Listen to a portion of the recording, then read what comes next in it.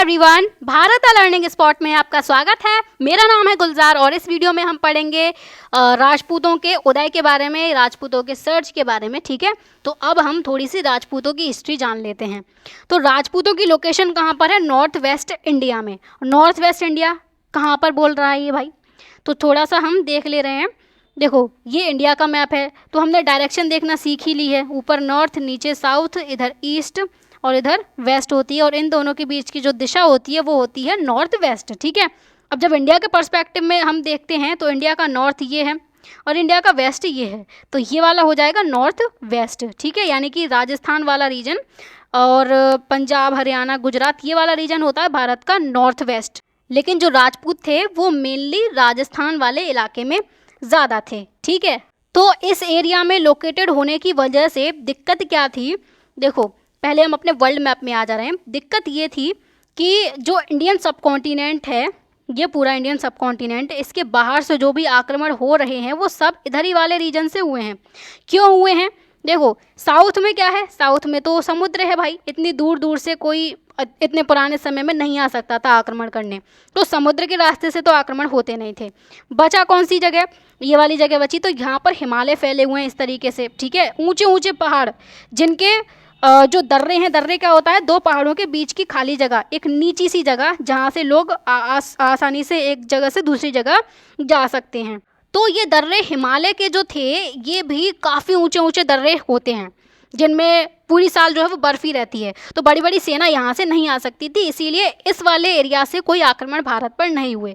और ये वाला एरिया तो अपने आप में ही समृद्ध था, तो जो समृद्ध एरिया होते हैं वो दूसरी जगह पर अटैक करने के लिए नहीं जाते हैं। तो ये वाला जो रीजन था ये ज़्यादा समृद्ध नहीं था, मतलब इनके पास में ज़्यादा रिसोर्सेज वगैरह नहीं थे, इसीलिए ये सब क्या कर रहे हैं? भारत की तरफ आ रहे हैं, भारत पर अटैक कर रहे हैं। तो अब कौन सी जगह बचती है? ये नॉर्थ वेस्ट वाली जगह बचती है। पहाड़ तो यहाँ पर भी फैले हुए हैं, लेकिन यहाँ के जो पास हैं, जो दर्रे हैं, वो नीचे नीचे हैं, जिनको आसानी से पार किया जा सकता है। ठीक है, तो यहाँ से अरब लोग आए थे, यहाँ से, ये सऊदी अरेबिया कंट्री है। ठीक है, और ये जो है इसे बोलते हैं हम पर्शियन गल्फ या फारस की खाड़ी, इसे हम हिंदी में बोलते हैं। तो एक इंसान था जिसका नाम था मोहम्मद बिन कासिम। ठीक है, ये मोहम्मद बिन कासिम आया था 712 सीई में। सीई तो जानते ही होगे, मैंने शुरुआत में समझा दिया है सब कुछ। ठीक है, बार बार समझाऊंगी तो फिर वीडियो बहुत लंबी लंबी बनेगी। तो 712 सीई में यहाँ से मोहम्मद बिन कासिम आता है, इस तरीके से फारस की खाड़ी से होता हुआ किनारे किनारे, और उसके बाद में यहाँ पर आता है ईरान के तट पर। यहाँ पर रेगिस्तान फैला हुआ है, तो रेगिस्तान से होते हुए यहाँ पर सिंध है, सिंध पर ये कब्जा कर लेता है मोहम्मद बिन कासिम 712 सीई में। सिंध पर कब्जा कर लेता है, और यहाँ पर कौन थे? यहाँ पर थे प्रतिहार, यहाँ पर प्रतिहार वंश था।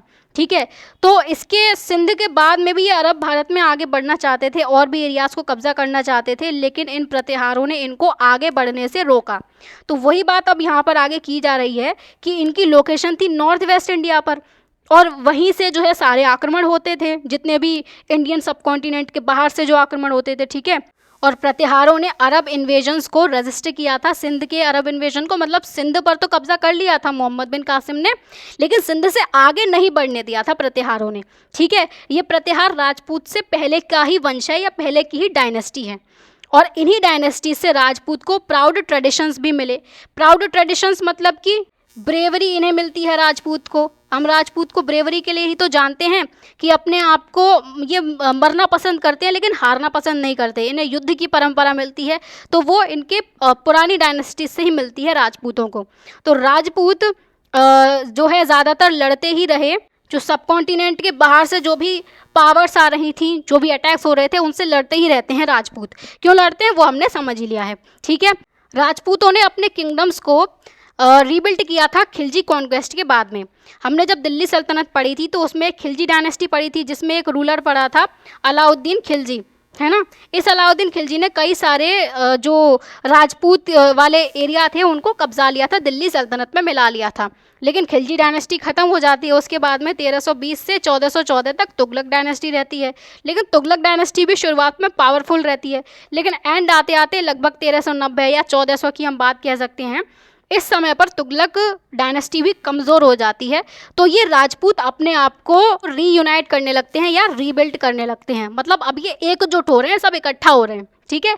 तो इस इकट्ठे होने में दो मेजर क्लैंस यानी कि दो अलग अलग वंश बनते हैं, एक मेवाड़ रीजन में और एक मारवाड़ रीजन में। ये मेवाड़ और मारवाड़ कहाँ पर थे, ज़रा हम इन्हें देख लेते हैं। तो भारत में राजस्थान यहाँ पर है। राजस्थान के मैप को जब हम जूम करेंगे तो कुछ इस तरीके से दिखेगा, ठीक है। अब यहाँ पर ये है मेवाड़, ठीक है, और मेवाड़ के जस्ट नॉर्थ में या नॉर्थ वेस्ट हम बोल सकते हैं ये है मारवाड़, ठीक है। मेवाड़ और मारवाड़ वाली जगह देख ली। मारवाड़ में जोधपुर आता है, नागौर, ये सब, मतलब आप जोधपुर से याद रख सकते हो, जोधपुर वाली जगह है मारवाड़ की और ये उदयपुर वाली जगह है मेवाड़ की, ठीक है। तो अपने आप को रीबिल्ड करते समय राजपूतों में दो अलग अलग वंश उभर कर आते हैं, मतलब रहेंगे वो दोनों ही राजपूत लेकिन वंश अब अलग अलग चलेगा, ठीक है।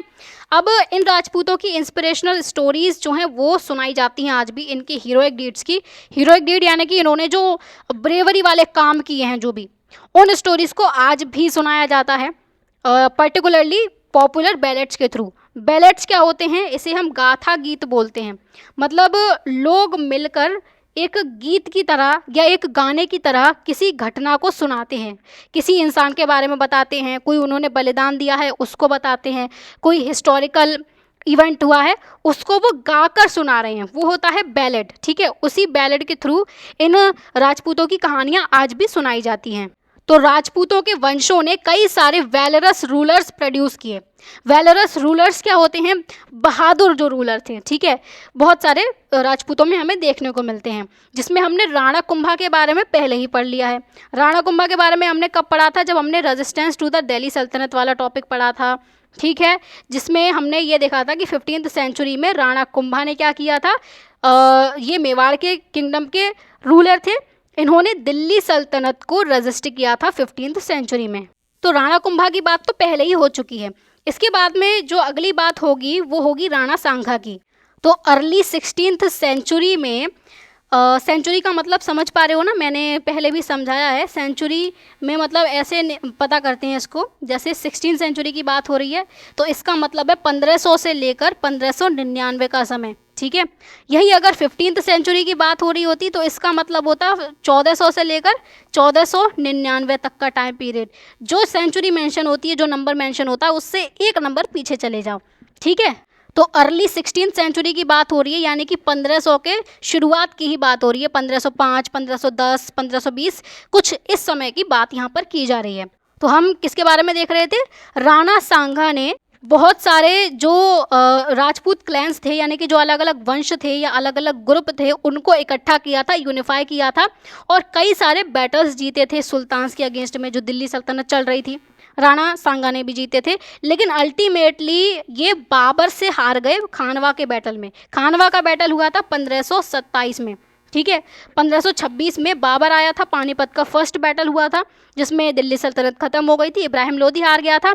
वही अब वो राजस्थान की तरफ बढ़ रहा है बाबर, अब वो मेवाड़ की तरफ आ रहा है। तो 1527 में खानवा का बैटल हो जाता है जिसमें राणा सांगा हार जाते हैं और बाबर जीत जाता है, ठीक है।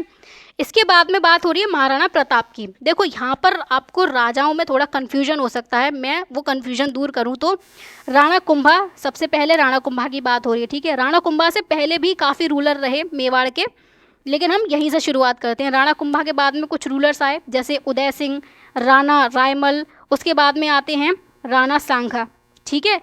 ये क्लियर हुआ कि राणा कुंभा के बाद में डायरेक्टली राणा सांगा नहीं आए, बीच में रूलर हैं। आप इसी तरीके से बना लेना कि बीच में रूलर्स हैं, ये डॉट डॉट बना देना, ठीक है। नाम लिखने की कोई ज़रूरत नहीं है, हमें याद भी नहीं रखना वो।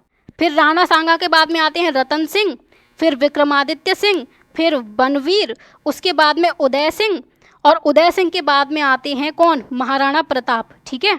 इन्हीं महाराणा प्रताप की अब हम बात करेंगे। तो अब क्लियर हुआ कि बीच में कुछ रूलर्स हैं, ठीक है, और राणा कुंभा पहले, उसके बाद में राणा सांगा, फिर महाराणा प्रताप, ये क्रोनोलॉजी है।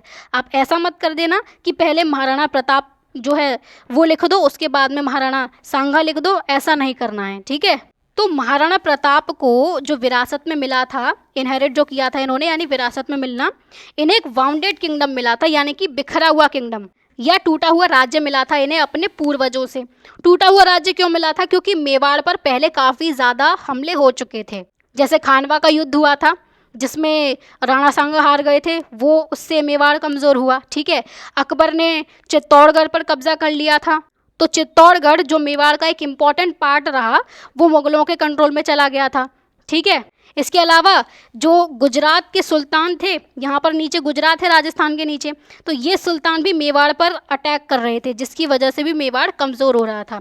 तो जिस जगह पर अटैक किए जाएंगे वो जगह कमज़ोर तो होगी ही, बिखरी हुई तो होगी ही। तो महाराणा प्रताप को ये बिखरा हुआ किंगडम ही मिलता है, लेकिन बिखरे हुए किंगडम के बावजूद और कमज़ोर किंगडम के बावजूद इन्होंने क्या किया था, इन्होंने मुग़ल सोजरेंटी को एक्सेप्ट करने से मना कर दिया था। सोजरेंटी का मतलब क्या होता है कि मुग़ल पावर जो है वो सबसे ऊपर है, सबसे हाई है भारत में, उनसे ऊंचा कोई भी नहीं है, ना हम हैं ना कोई और है। ठीक है, इनका मतलब आधिपत्य स्वीकार कर रहे हैं। मारवाड़ वाले रूलर्स जो थे वो तो मुग़ल सोजरेंटी एक्सेप्ट कर लेते हैं, यानी कि वो ये मान रहे थे कि मुग़लों के अलावा कोई और बड़ी शक्ति नहीं है और हम भी मुग़लों के अंडर आते हैं।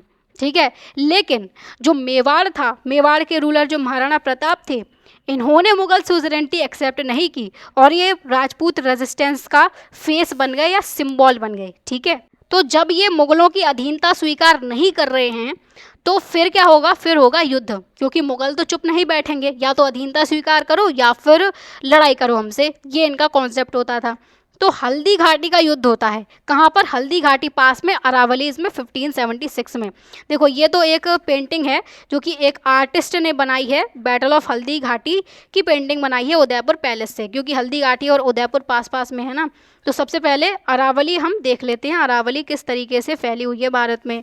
तो अरावली क्या है, अरावली पहाड़ हैं, इस तरीके से गुजरात, राजस्थान और हरियाणा और दिल्ली में फैली हुई हैं।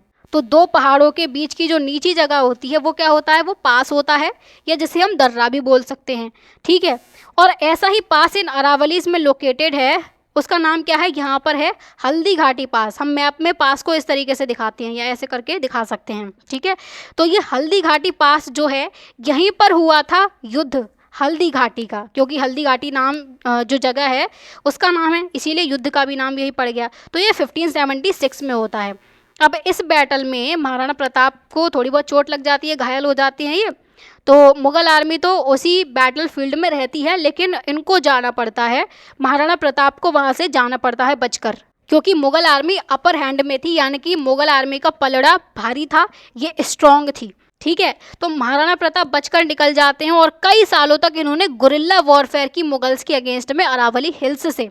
गुरिल्ला वॉरफेयर क्या होती है, एक स्टाइल ऑफ फाइटिंग होती है, मतलब युद्ध करने की एक स्टाइल है ये। इसमें क्या होता है, छोटे छोटे ग्रुप्स होते हैं, इन ग्रुप्स को टेरेन की नॉलेज होती है। टेरेन मतलब कि जो ज्योग्राफी है वहाँ की कैसी है, मतलब कहाँ पर पहाड़ है, कहाँ पर नदी रहेगी, कहाँ पर जो है वो रास्ता रहेगा निकलने का, रोड वगैरह कहाँ है, कहाँ पर घने घने जंगल हैं, ये सब इस ग्रुप का पता होता है, छोटे वाले ग्रुप को। ठीक है, अब जब इन्हें ये पता होगा, और अगर हम मुग़ल का एग्जाम्पल लें तो मुग़ल्स को इस एरिया के बारे में कुछ भी नहीं पता, पहाड़ों के बारे में कुछ भी नहीं पता, वो तो भाई साहब सिर्फ मैदान में लड़ना जानते हैं। तो महाराणा प्रताप निकल गए अरावली हिल्स में, पहाड़ों वाले रीजन में।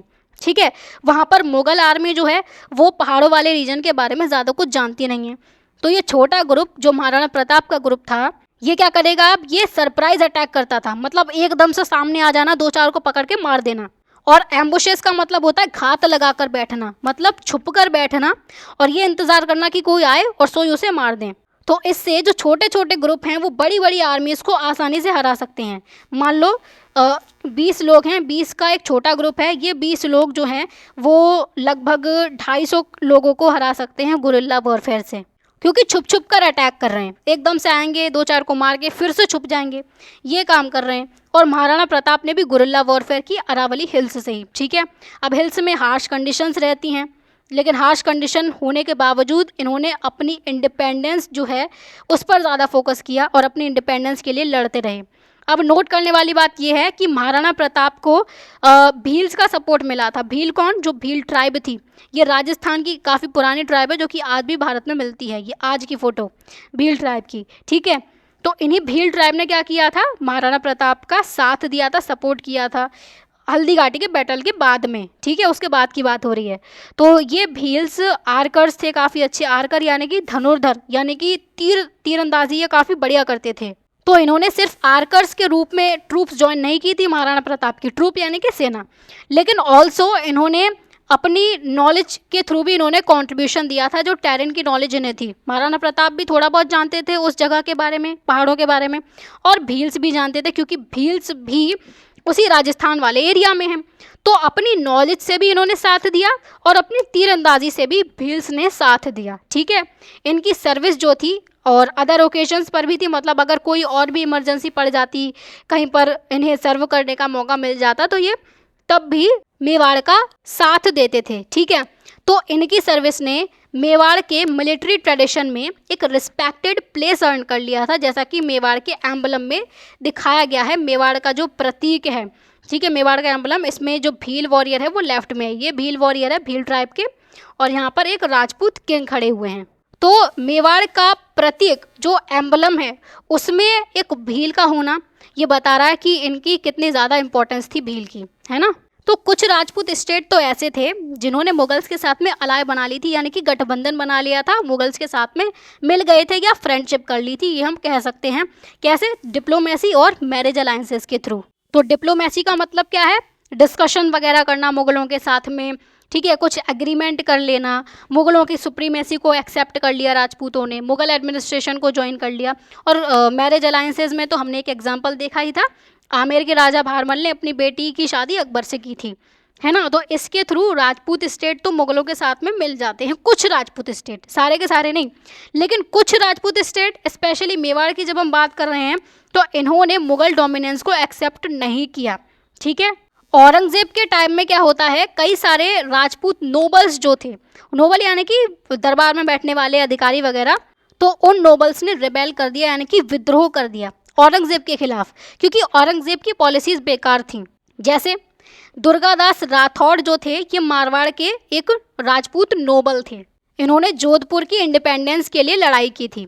जोधपुर मारवाड़ वाले एरिया में ही था, मैंने दिखाया था मैप में। ठीक है, तो कहानी ये है कि मारवाड़ वाला जो एरिया था, इन लोगों ने तो मुगल सुप्रीमेसी एक्सेप्ट कर ली थी, लेकिन मेवाड़ ने नहीं की थी। लेकिन कहानी ये है कि मारवाड़ में एक राजा थे जसवंत सिंह, इनकी हो जाती है डेथ। ठीक है, इनकी डेथ होने के बाद में, अभी इनका बेटा पैदा नहीं हुआ, इनका बेटा पैदा होता है इनकी डेथ होने के बाद में, जिसका नाम था अजीत सिंह। ठीक है, तो जो औरंगज़ेब था उसने इस बात का फ़ायदा उठाया और वो अभी ये प्लानिंग कर रहा है कि अभी राजा तो मर चुका है, मारवाड़ पर अभी कोई भी नहीं और ना ही इसका अभी कोई उत्तराधिकारी है, क्योंकि ये तो बाद में पैदा हुआ है, इसकी डेथ के बाद में, तो बहुत छोटा है ये। तो औरंगज़ेब ये सोच रहा है कि मारवाड़ को अब मुगलों के पूरी तरीके से कंट्रोल में लेकर आया जाए। लेकिन जो दुर्गादास राठौड़ है वो ये चाहता है कि हमारी इंडिपेंडेंस बनी रहे, मतलब जो हमारा राजा बने वो हमारा असली उत्तराधिकारी ही बने, हम में से ही कोई बने। वो अजीत सिंह को राजा बनाना चाहता था। मतलब पहले क्या था कि मारवाड़ में इनका खुद का राजा होता था, अपना खुद का इनका एडमिनिस्ट्रेशन होता था, खुद की सेना होती थी, खुद के कानून, खुद के जो भी परंपराएं थी, सब कुछ इनका खुद का रहता था। बस बात ये थी कि मारवाड़ वाले लोगों ने मुगलों की सुप्रीमेसी मान ली थी, मुगलों की अथॉरिटी मान ली थी कि ठीक है हम मुगलों के अंडर काउंट होंगे, लेकिन सब कुछ हमारा ही होगा, हमारा ही राजा होगा, सब कुछ हमारा होगा। पर जब जसवंत सिंह की डेथ होती है तब औरंगजेब ये सोच रहा है कि अब अलग राजपूत राजा रखने की कोई ज़रूरत नहीं है, अब मारवाड़ को सीधे एक मुगल प्रोविंस बना देते हैं और यहाँ मारवाड़ में कौन बिठा देंगे, अब मुगल गवर्नर बिठा देंगे। ये अभी औरंगजेब सोच रहा है। ठीक है, लेकिन दुर्गादास जो था वो ये चाहता था कि अजीत सिंह ही राजा बने, यानी कि हमारा अपना ही राजा बने, कोई मुगल गवर्नर ना आए। तो वो बेसिकली मुगलों की सुप्रीमेसी के खिलाफ नहीं था, वो मुगलों की सुप्रीमेसी मान रहा था, लेकिन वो बस यही चाहता था कि मारवाड़ पर उसी के ही वंश का शासन चले। लेकिन औरंगजेब क्या चाहता है कि यहाँ पर मुगल गवर्नर बिठाया जाए, मारवाड़ को पूरा का पूरा मुगलों के अंडर में लाया जाए, अब डायरेक्ट दिल्ली से शासन करेंगे, ये अभी औरंगजेब सोच रहा है। तो इसी वजह से बहुत सारे राजपूत नोबल्स ने विद्रोह कर दिया था, जिसमें एक नाम है दुर्गादास राठौड़ का। ठीक है, इन्होंने जोधपुर की इंडिपेंडेंस के लिए लड़ाई की थी, ये बात हो गई। तो औरंगजेब ने मारवाड़ के कुछ कुछ एरियाज तो अपने कंट्रोल में ले लिए थे, लेकिन वो थोड़े ही समय के लिए थे। दुर्गादास ने सब कुछ वापस ले लिया था विद्रोह करके, बहुत सालों तक लड़ाई की थी दुर्गादास ने। ठीक है, उसके बाद में जब अजीत सिंह बड़ा हो जाता है तो वो जोधपुर पर फिर से गद्दी पर बैठ जाता है और अलग जो मारवाड़ हैं वो शासन करने लगते हैं। क्योंकि 1707 में औरंगजेब की डेथ हो जाएगी। तो औरंगजेब की डेथ के बाद में मारवाड़ अलग से इंडिपेंडेंट हो जाता है, पूरी तरीके से स्वतंत्र हो जाता है। ठीक है। तो राजस्थान में मुगल अथॉरिटी जो थी वो लिमिटेड ही रहती है, मतलब सारे के सारे एरिया राजस्थान के वो मुगलों के कंट्रोल में नहीं आ पाते हैं। कुछ कुछ राजपूत स्टेट मुगलों के कंट्रोल में आ गए थे, लेकिन कुछ कुछ नहीं आए थे, जैसे कि मेवाड़ नहीं आया था। मारवाड़ उनके सूजरेंटी को मानता था, लेकिन औरंगजेब की पॉलिसी ने क्या कर दिया था, विद्रोह करवा दिया था। तो मारवाड़ भी फिर हाथ से निकल जाता है मुगलों के। ठीक है। तो फिर इसके बाद में टॉपिक रहेगा अहोम्स का, जो कि असम में एक वंश रहा या एक राज्य रहा। तो उसके बारे में हम पढ़ेंगे अगली वीडियो में। ठीक है।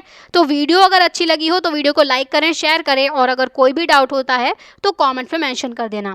चैनल को सब्सक्राइब ज़रूर से करके रख लेना। तो चलिए फिर मिलते हैं अगली वीडियो में, तब तक के लिए bye bye, take care and keep learning.